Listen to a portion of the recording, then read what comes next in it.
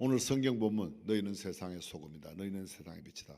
너무도 많이 듣고 너무너무 잘 알고 있습니다.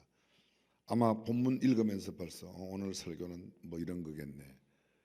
중요한 것은 설교를 몇 번 듣고 얼마나 많이 아느냐보다 그 말씀대로 생활하는 것이 중요한 내용이라 그런 말입니다. 오늘 마태복음 5장 13절 15절 사이의 말씀을 중심으로 소금처럼 빛처럼 이런 제목으로 말씀을 함께 나눕니다. 예수님의 산상수훈은 축복으로 시작합니다. 구약의 율법은 우레성 가운데 축복과 저주를 함께 아우렀지만 신약의 산상보훈은 평화로운 축복의 선언으로 시작합니다. 산상수훈의 시작은 팔복입니다. 팔복의 핵심 내용이 인격과 성품과 인격입니다.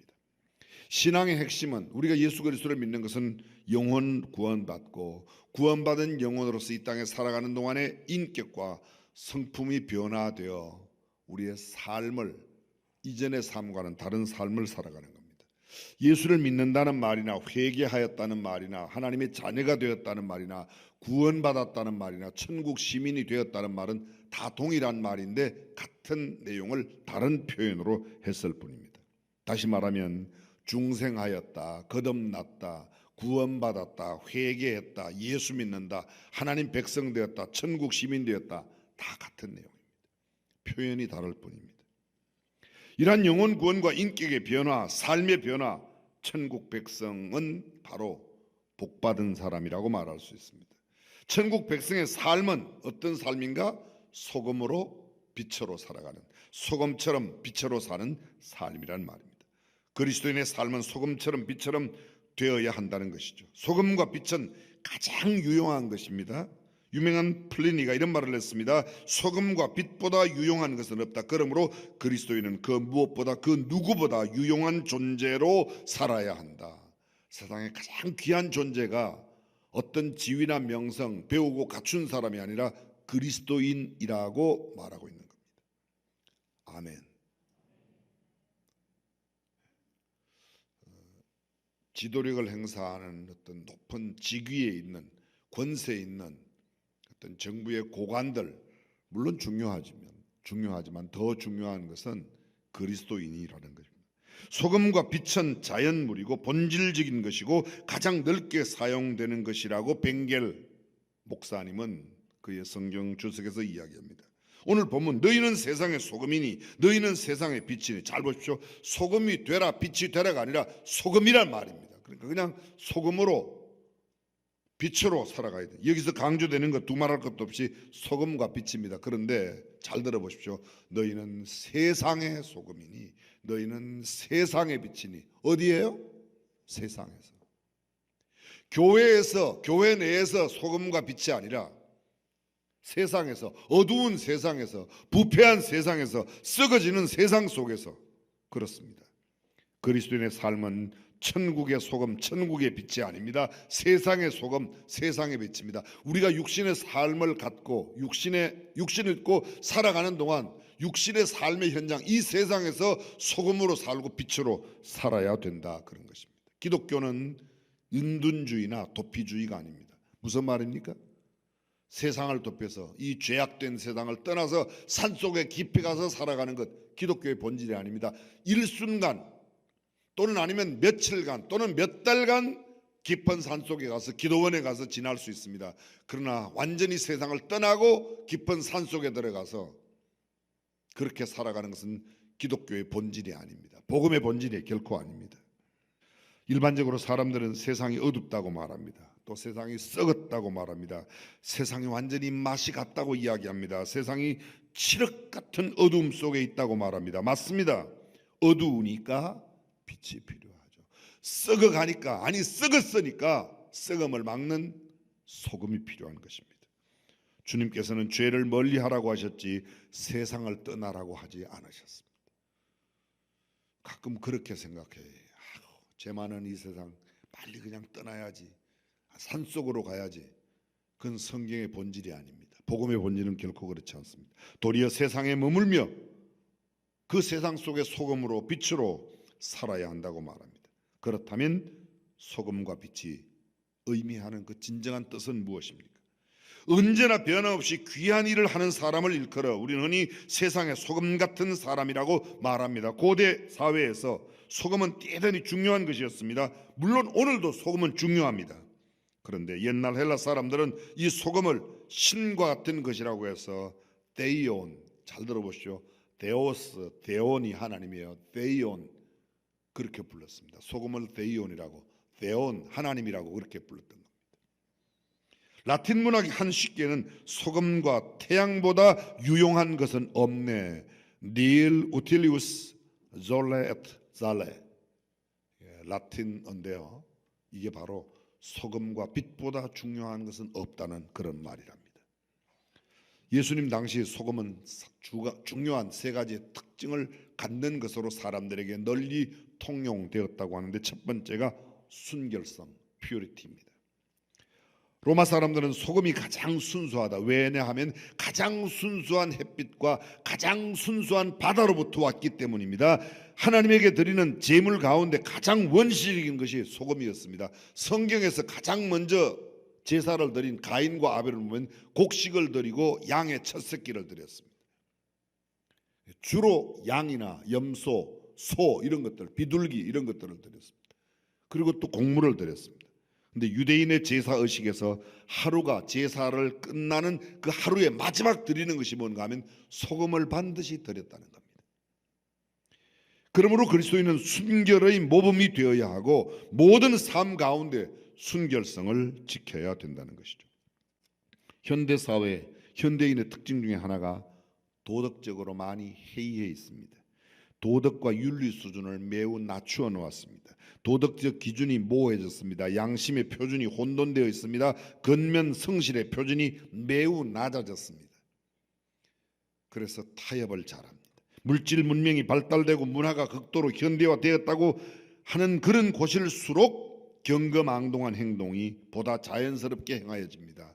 문화가 가장 첨단을 걷는다고 하는 곳일수록 오히려 범죄하는 것이 훨씬 쉽게 다가갈 수 있습니다. 그래서 지금은 모든 사람들이 옷을 벗고 남녀 구분 없이 뛰어노는 것을 문화라고 그래요. 성경은 뭐라고 그래요? 죄라고 합니다. 근데 그것을 문화라고 합니다. 어디까지가 문화이고 어디까지가 죄이죠?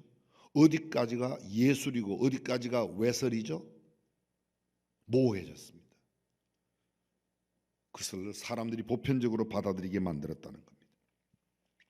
추잡한 잡담과 악행을 금하고 보다 순결한 정직성과 근면성을 보여주어야 함에도 불구하고 세상은 그렇지 않습니다. 유혹이 더 가득 찬 세상이 되었습니다. 죄악이 관영한 세상이 되었습니다. 세속에 물들지 않아야 됨에도 불구하고 세속이 어디까지인지, 어디까지가 경건하고 어디까지가 세속인지 구분이 모호해졌습니다. 그런데 성경은 매우 선명하게 말합니다. 그리스도인이 가야 할 자리가 있고 앉아야 할 자리가 있고 서야 할 곳이 분명하게 다르다. 복 있는 사람은 악인의 꾀를 생각의 한계가 있습니다. 오만한 자의 자리에 앉는 자리가 구분되어 있다는 겁니다. 근데 그걸 점점 더 모호하게 만들어 놓았습니다. 무엇의 이름으로? 문화의 이름으로, 예술의 이름으로. 소금의 두 번째 특징은 방부제입니다. 썩는 것을 막아내는 겁니다. 저는 아주 시골에서 자랐습니다. 경상도 두메산골, 충청도 경계선, 문경 세제 산골인데요. 5일마다 장이 서는데 장날마다 장에 가는 게 아니죠. 우리 어머니는 한 달에 한 번 정도 갈까 말까 해요. 가서 혹시 뭐를 사오신다고 그러면 최고로 사오는 게 뭔가 하면요, 꽁치 사오는데 거의 다 썩었어. 거의 다 썩었어. 그쪽 동네는 안동 간고등어가 유명하지만 그거는 이름만 들어봤지 저는 어릴 때 자라면서는 그거 구경도 못했어요. 썩은 꽁치만 열심히, 그것도 뭐 잘 없어요. 근데 왜 그렇게 고기가, 요사이 생선 먹으면 그렇게 싱싱한데 그때는 다 써요. 왜 그렇게 다 썩어가지고 그런 거예요. 그렇죠? 그 소금의 역할이 뭔가 하면 그때 안동 간고등어, 지금도 유명하지 않습니까? 소금으로 절여서, 냉장고가 그렇게 없던 시절에는 그것이 소금을. 예수님 당시도 똑같아요. 절인 생선을 많이 드셨답니다. 그런데 왜 그렇게 소금으로 절이는가? 썩는 것을 막는 길이 바로 그것이기 때문에 예수 그리스도가 없는 문화와 문명, 세상의 모든 기술, 썩은 부패한 것입니다. 그리스도인이 없는 사회, 그것은 부패한 사회예요. 복음이 없는 역사, 그것은 이미 썩은 역사예요. 히브리 사람들은 믿을 만한 사람, 인격이 고매한 사람, 진실한 사람, 그리고 하나님께 충성스러운 사람을 일컬어 이렇게 말했답니다. 그 사람은 참 소금 같은 사람이야. 사랑하는 성도 여러분, 저는 우리 중앙교회 모든 성도들이 우리 시대 소금 같은 사람이 되시기를 주님의 이름으로 축원합니다. 사실은 우리가 이미 예수님의 선언대로 너희는 세상의 소금입니다. 변개치 못한 언약을 약속을 하였을 때 그 변하지 않는 약속을 사람들이 표현할 때 소금 언약이다, 소금 약속이라고 그랬답니다. 변하지 않는 것, 썩지 않는 것, 그것을 이야기합니다. 세 번째 소금은 맛을 내는 겁니다. 자, 첫 번째 소금은 순수성, purity. 두 번째 소금은 방부제, 썩음을 방지하는 겁니다. 세 번째 소금은 맛을 냅니다. 무슨 아무리 좋은 생선으로 다시다를 만들고 조미료를 만들어도 소금 빠지면 맛없는 겁니다.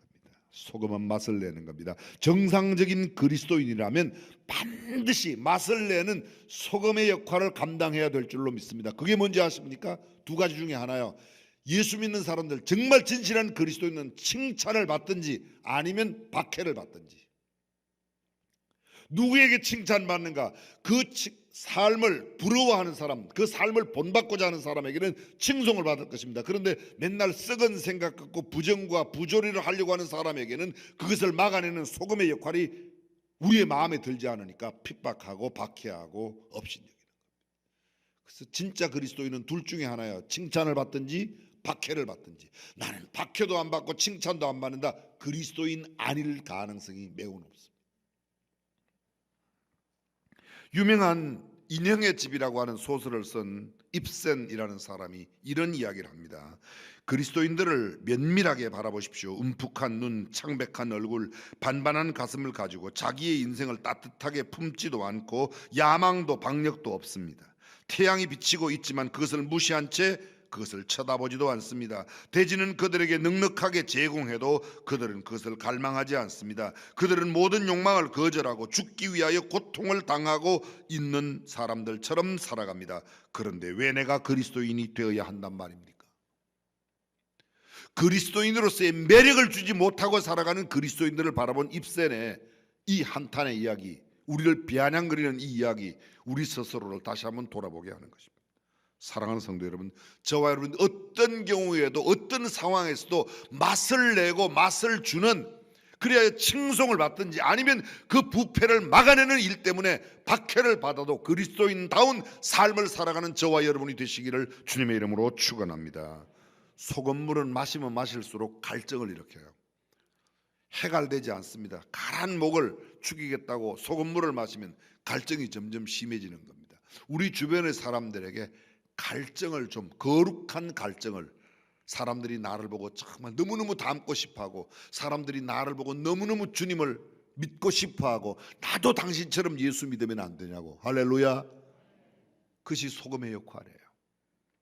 월급이라는 말이 영어로 셀러리라고 그래요. 그 셀러리라는 말이 어디서 왔는가 하면요, salt money, salt, 소금, money, 돈, 소금 돈이라는 데서 왔어요. 로마의 병사들은 월급을 뭐로 받았는가? 소금으로 받았다는 겁니다. 그래서 월급을 소금으로 받은 거기에서 셀러리가 왔대요. 여러분 셀러리 받는 거 좋아요, 안 좋아요? 이분들 봐요. 갑자기 또 월급 받는 거 좋죠.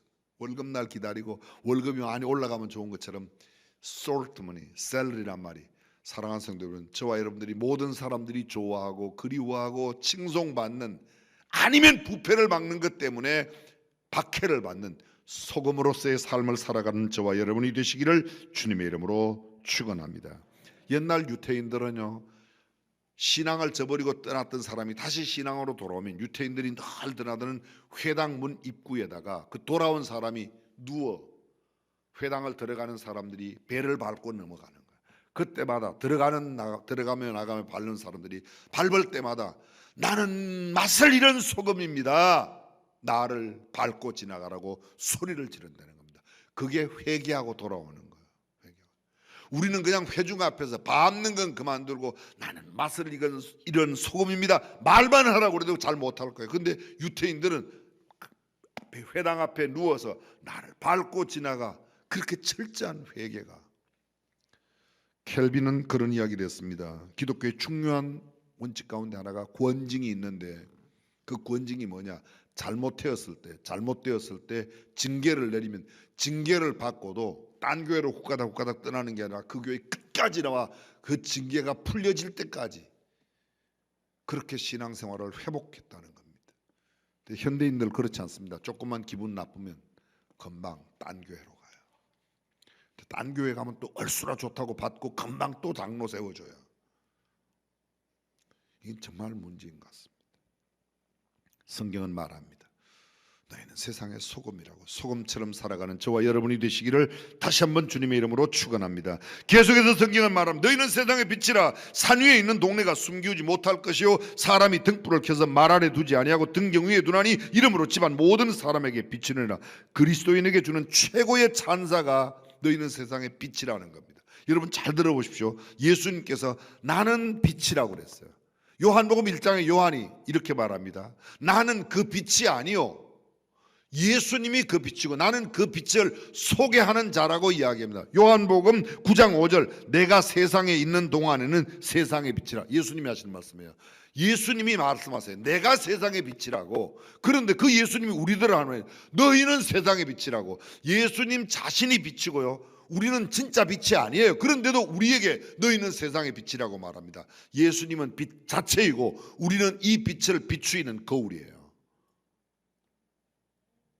그래서 우리의 삶을 통해서 우리의 언어를 통해서 우리의 행동을 통해서 빛 대신 예수 그리스도가 내 안에 있음을 우리의 언어와 행동과 삶으로 보여주어야 될 줄로 믿습니다.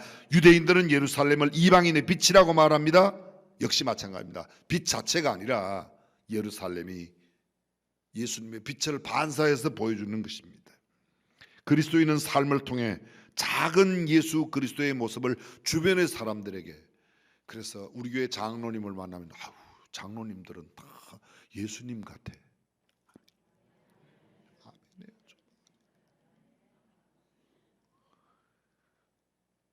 아멘의 뜻은 첫 번째 그 말 동의합니다. 동의합니다. 옳습니다. 맞습니다. 두 번째 참입니다. 진실합니다. 세 번째 그렇게 되기를 소망합니다. 1번, 2번, 3번 가운데는 반드시 있을 거예요. 그죠? 우리 교회 집사님들은 다 작은 예수님 같아요. 그렇게 되기를 바래도 아멘 하는 거예요. 아니야 마귀 같아. 그래도 그렇게 되기를 바라는 마음에서 아멘 하는 거예요. 아멘.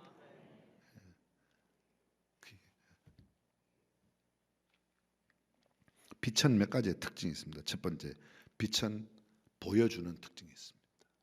어두우면 보지 못합니다. 재채기와 사랑은 숨길 수가 없다는 말이 있는데 빛은 감추기가 어렵습니다. 진정한 그리스도인이 그리스도임을 숨기는 것은 정말 어렵습니다. 예수를 진짜로 믿는 진짜 그리스도인들은 내가 예수 안 믿는 사람이라고 보이기가 어렵다는 거예요. 근데 우리는 가만히 있으면 거의 안 믿는 사람처럼 보이죠. 그죠? 상당히 진짜가 아닐 가능성이 높다는 말이에요. 이게 정말 깊이 생각해 봐야 돼요. 교회 내의 등불이 아니에요. 교회 내의 빛이 아니에요. 너희는 세상의 빛이에요. 교회 내에서 내가 똑똑하고 잘나고 빛낼 필요가 없어요. 이 형이 다 여기 주님의 참빛이 있는 곳이에요. 근데 세상에 가서 우리가 그 참빛의 모습을 반사하여 비추어주는 빛이 되어야 할 줄로 믿습니다. 근데 세상에 나가서는 꼼짝도 못하고 함께 그 사람들 하는 것처럼 다 하고 나쁜 짓 다 하고 교회 와서는 굉장히 거룩한 짓하고 다른 이게 잘못된 것입니다.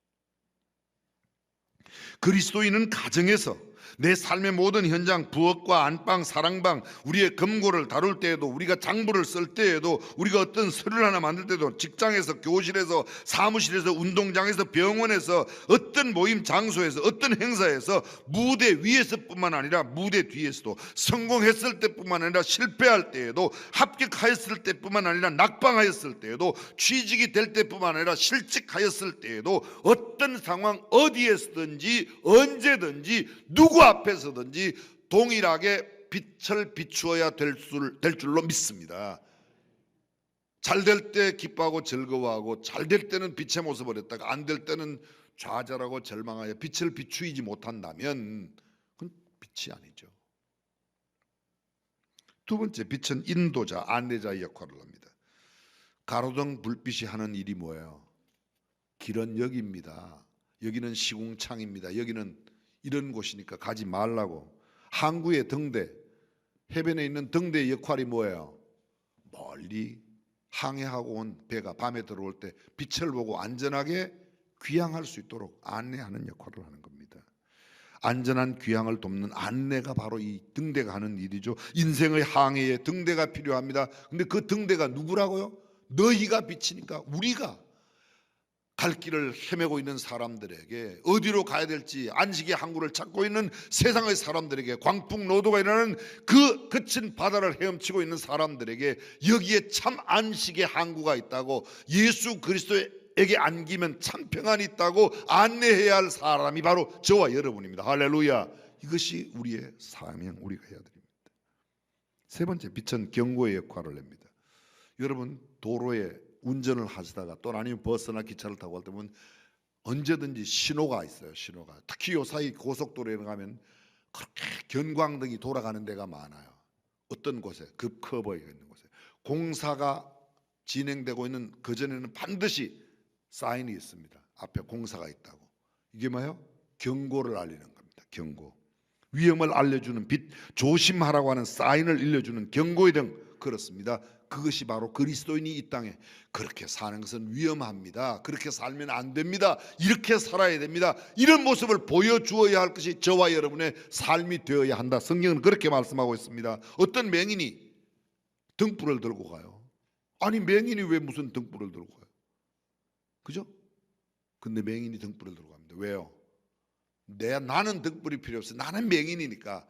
그러나 내가 등불을 들고 가면 상대방이, 오는 사람이 이 등불을 보고 저기 누가 오는구나 피할 수 있으니까, 그래서 나를 위하여 등불만 드는 게 아니고 상대를 위해서도 등불을 드는 겁니다. 사랑하는 성도 여러분, 저와 여러분들이 이 캄캄한 세상 속에 참된 빛의 역할을 감당할 수 있기를 주님의 이름으로 축원합니다. 소금, 자신을 녹여야 방부제의 역할을 하고 맛을 냅니다. 빛, 내 자신을 태워야 아름다운 빛을 낼 수 있습니다. 철저한 자기 희생이 없이는 소금의 역할, 빛의 역할은 불가능합니다. 부패한 곳이 많기 때문에 소금이 더 절실하고, 어두운 세상이라고 말하기 까닭에 더욱더 빛이 필요하고, 그 빛이 필요하고 소금이 필요하다면 저와 여러분들이 그 빛과 소금의 역할을 나타내야 된다는 말이죠. 그게 어두움에 동화되지 말고, 어두움과 타협하지 말고, 지혜를 빙자하여 책임과 사명을 회피하지 말고, 때로는 담대하게, 때로는 분연히 일어나서 의연하게 대처하고, 부정과 부패, 거짓과 불평등을 해소하는 일에 우리가 적극적으로 앞장서서 세상에 빛이 되어야 할 줄로 믿습니다. 지금 세상은 빛을 요구하고 있습니다. 지금 세상은 소금이 그 어느 때보다 필요한 때입니다. 마지막 남은 심지를 태워 가정과 교회를 구하고 자신의 철저한 희생을 통하여 나라를 구해내는 저와 여러분들이 될 수 있기를 주님의 이름으로 축원합니다. 애굽에서 이스라엘 민족을 인도했던 모세의 삶처럼, 민족의 멸절 위기에서 구해낸 페르시아 바사의 에스더처럼, 주님의 길을 앞에서 비춘 침례 요한처럼, 예수님이 침례 요한을 이렇게 말합니다. 켜서 비추이는 등불이라. 켜서 비추이는 등불. 잘 들어보세요. 침례 요한은 등불이야 이래도 돼요. 침례 요한은 비추는 등불이야 이래도 문제가 안 돼요. 근데 켜서 비추이는 등불. 켰다는 말은 자신을 태워서 빛을 낸. 선교의 빛을 비추어 기치를 든 사도 바울처럼, 죽음을 불사하고 순교한 스데반처럼 역사의 길이 빛나는 선교사님들의 희생과 봉사로 오늘 우리가 복음을 받아 하나님의 자녀가 되었고, 하나님의 자녀가 되었다는 말은 지금 이 어두운 세상에 빛이 되고 이 썩어가는 세상에 소금처럼 살라는 말일 줄로 믿습니다. 오늘 저와 여러분들이 이 소금과 빛이 되어 세상에 모든 사람들을 유익하게 만들고 아름답게 만드는 삶의 주인공이 되시기를 주님의 이름으로